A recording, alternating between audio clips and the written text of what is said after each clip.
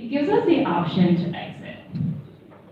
And this is where, this is the most powerful thing about crypto, because a voice was not enough. Like before crypto, we can fight banks, we can fight the government, we can do all this, but like they won't listen because they just have so much power. They have no desire to listen. But with crypto, because we can literally create our own economy, because crypto is money, and money is what you need to create an economy, right? It gives us the option to opt out of the existing system and go build our own economy for the first ever time.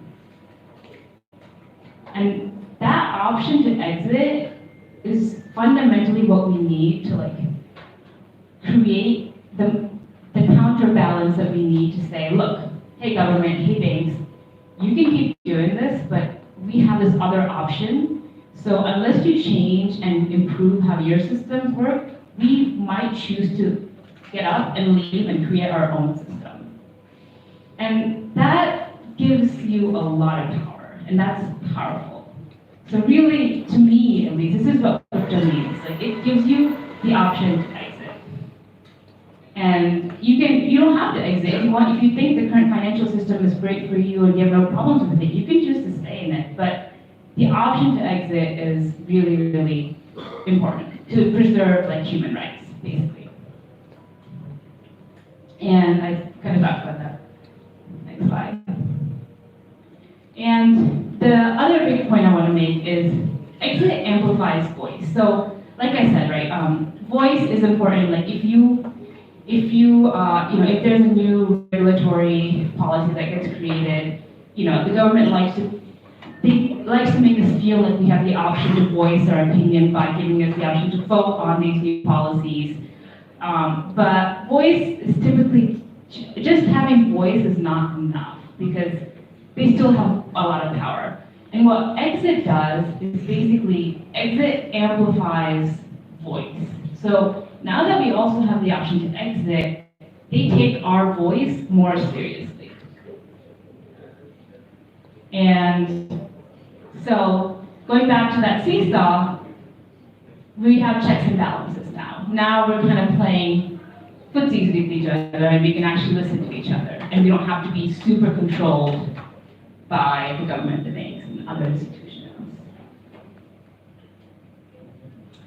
Okay, so now that you understand sort of why crypto is so powerful, why it helps kind of create a more powerful counterbalance, I want to talk about sort of why crypto itself is super interesting. And one of the things I realized recently is crypto is like super anti-fragile.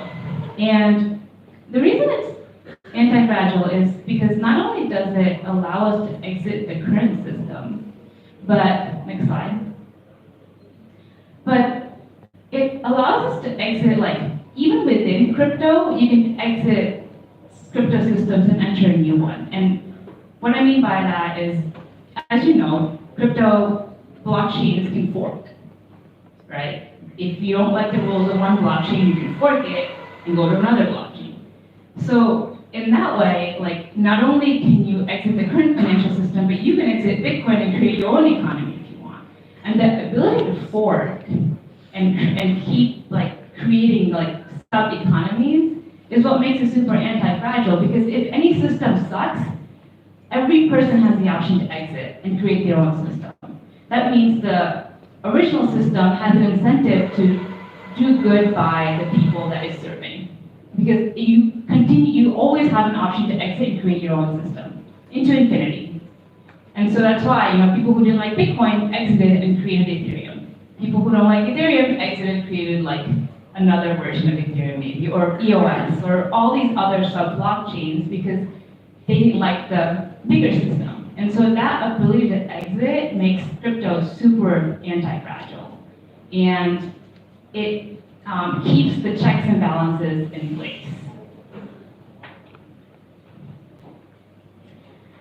Okay, so now I want to talk about some common criticisms, because one thing I was told before this talk is there's still a lot of misunderstanding about crypto in India, and people have all these criticisms about what crypto is, and I'm sure that if you're trying to explain it to your parents or your grandmother or whoever it is, friends, friends, they probably come up with common criticisms. So what I like to do when I'm learning a new technology is usually I try to come up with the criticisms myself and then see if I can answer those myself. Because if I don't have an answer to that, then that criticism is probably invalid. So in the rest